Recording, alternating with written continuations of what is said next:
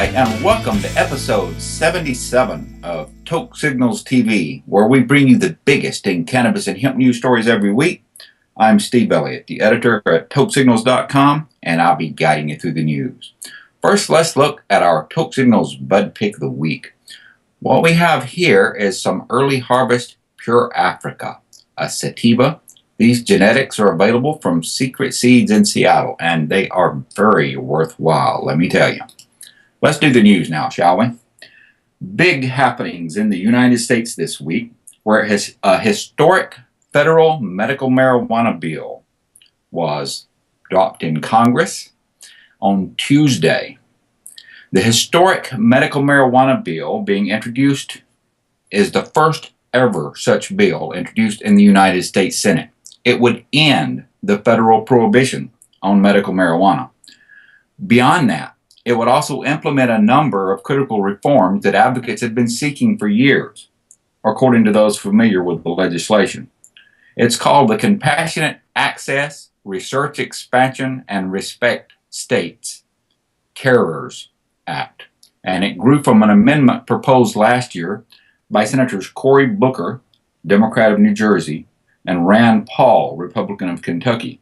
And it's now being introduced by those two senators, along with Senator Kirsten Gillibrand, a Democrat of New York. This bill would reclassify cannabis, allow for limited interstate transport of it, expand access for research, make it easier for doctors to authorize veterans to use it, and make it easier for banks to provide financial services to the marijuana industry. It's the most comprehensive medical marijuana bill in Congress, according to Bill Piper, Director of National Affairs for the Drug Policy Alliance. The DPA and other activist organizations, including the Marijuana Policy Project and Americans for Safe Access, were consulted in drafting this bill. Advocates say they are mostly pleased with what they've seen and heard.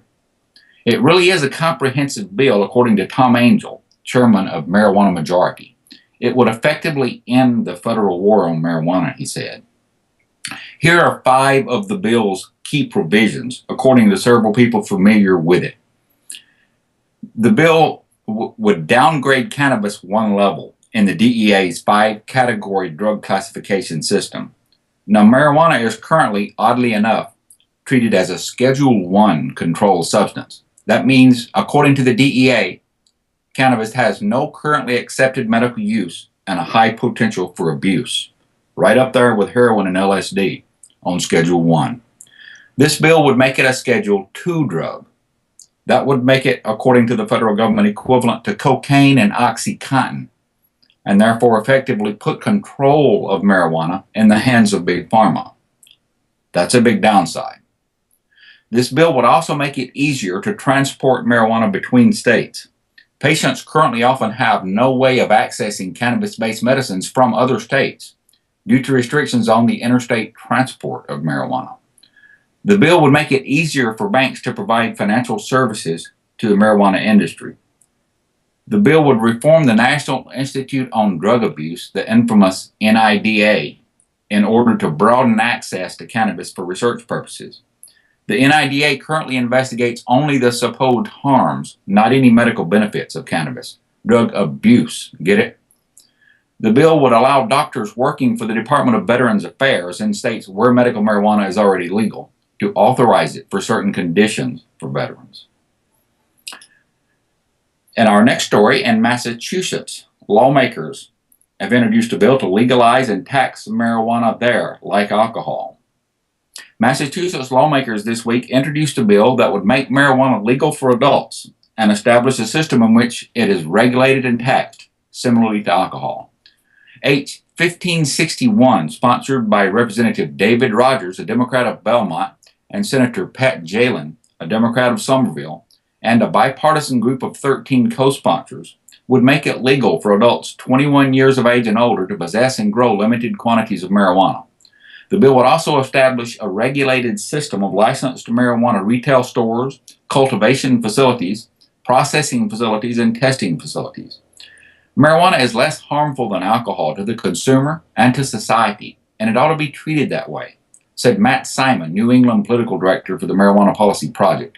There is a mountain of evidence demonstrating marijuana is less addictive than alcohol, less toxic, and less likely to contribute to violent and reckless behavior.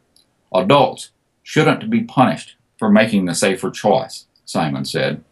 The Marijuana Policy Project plans to support a 2016 ballot initiative to regulate and tax marijuana like alcohol if the legislature fails to step up to the plate and pass that measure sooner. Voters in Massachusetts are ready to end marijuana prohibition, Simon said. We hope their elected officials are too. If the status quo is maintained in the legislature, change will occur at the ballot box. And in the United States this week, we have a new study release that finds uneven pesticide restrictions on growing legal marijuana. Marijuana may be legal in your state for medicinal and or recreational use, but are toxic pesticides used in its production? Well, this study released on Wednesday of the 23 states in the District of Columbia that have legalized marijuana, either for medical or recreational use, finds a patchwork of state laws and evolving policy that define allowed pesticide use and management practices in cannabis production. This variety of state laws is occurring in the absence of federal registration of pesticide use for cannabis production because of marijuana's classification as a narcotic under federal law. The investigation is called Pesticide Use in Marijuana Production, Safety Issues and Sustainable Options, and it evaluates the state laws governing pesticide use in cannabis production where it is legalized.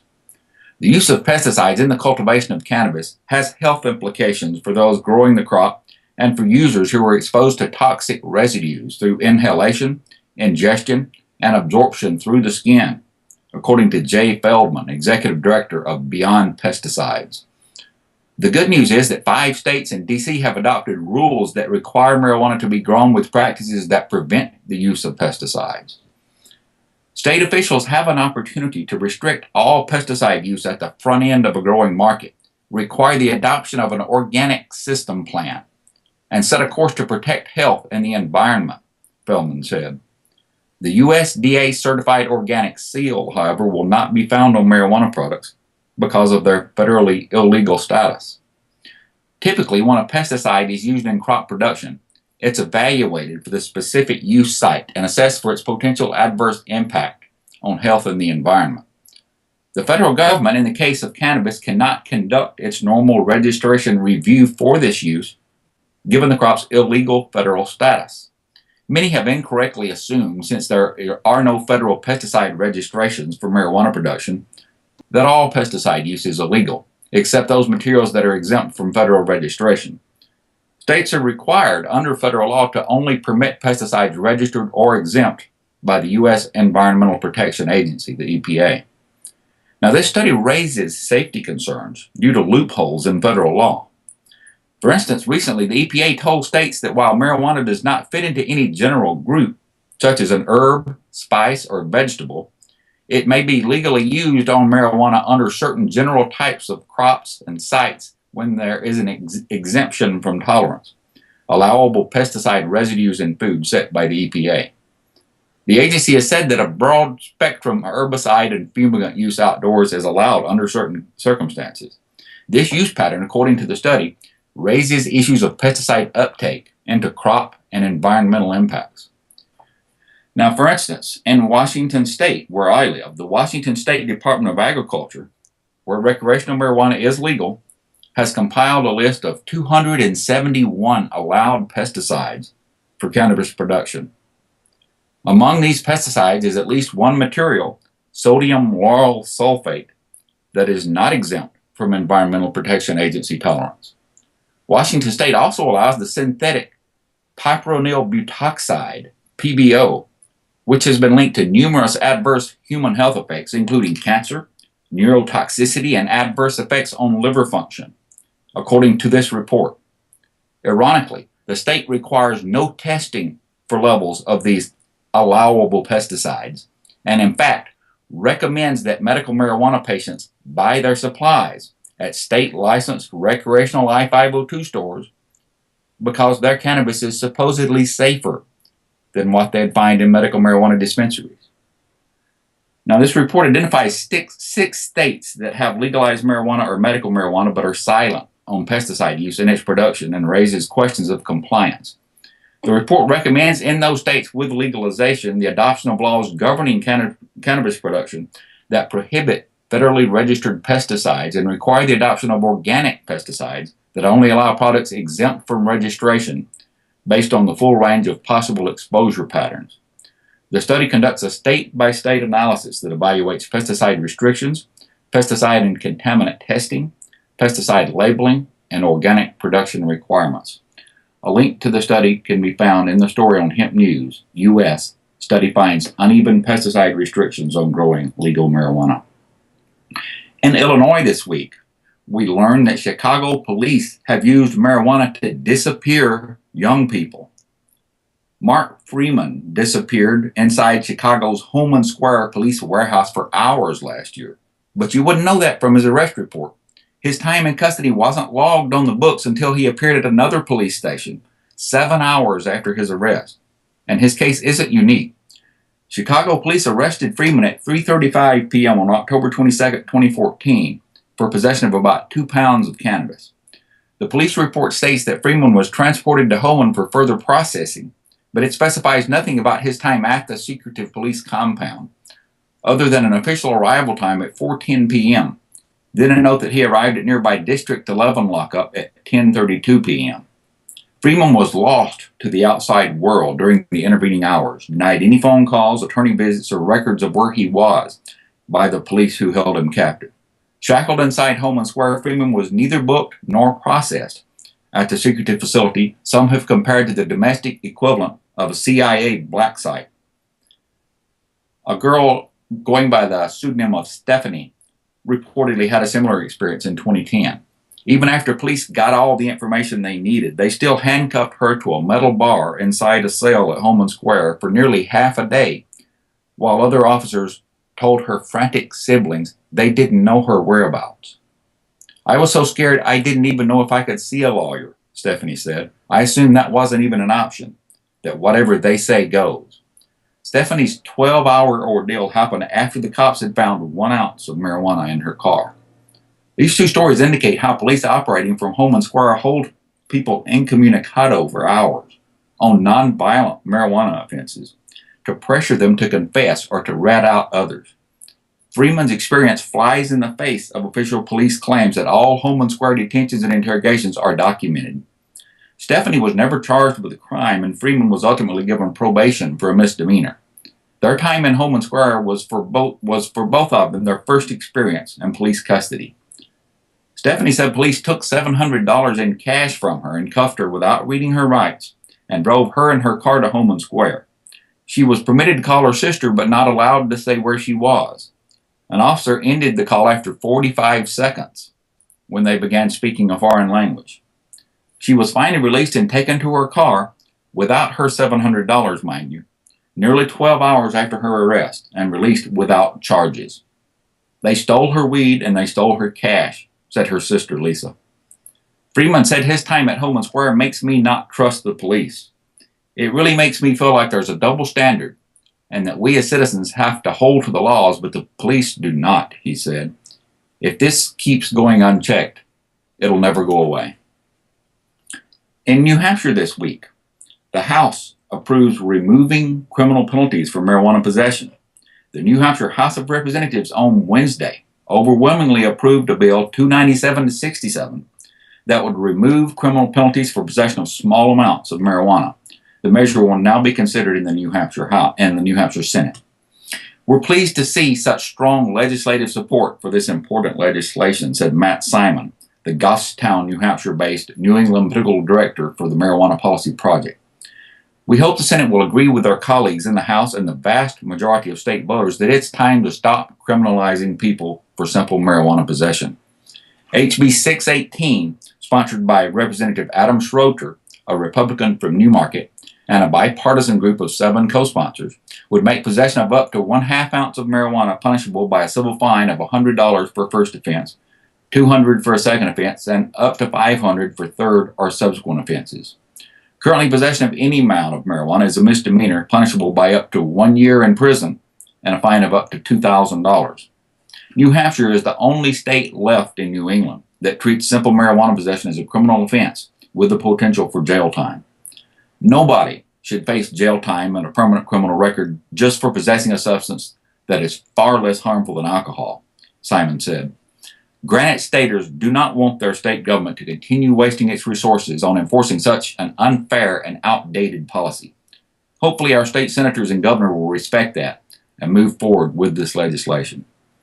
Polling shows that 3 out of 5 adults in New Hampshire, 61%, support removing criminal penalties for marijuana possession, according to a WMUR Granite State poll released last year. Only 24% said they were opposed. Big news from the heart of Dixie this week. In Alabama, a medical marijuana bill for the first time ever gets sponsors in both the House and the Senate. The Alabama Medical Marijuana Safe Access Act will be sponsored in both houses of the legislature for the first time ever. The companion bills are expected to be filed in the Alabama Senate and House on Tuesday, March 17th.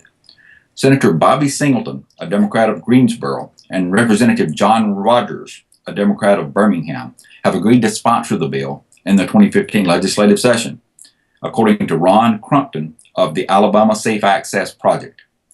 ASAP would like to thank both Representative Rogers and Senator Singleton for their willingness to lead Alabama towards a future where patients receive the best in medical care, Crumpton told Hemp News Wednesday afternoon.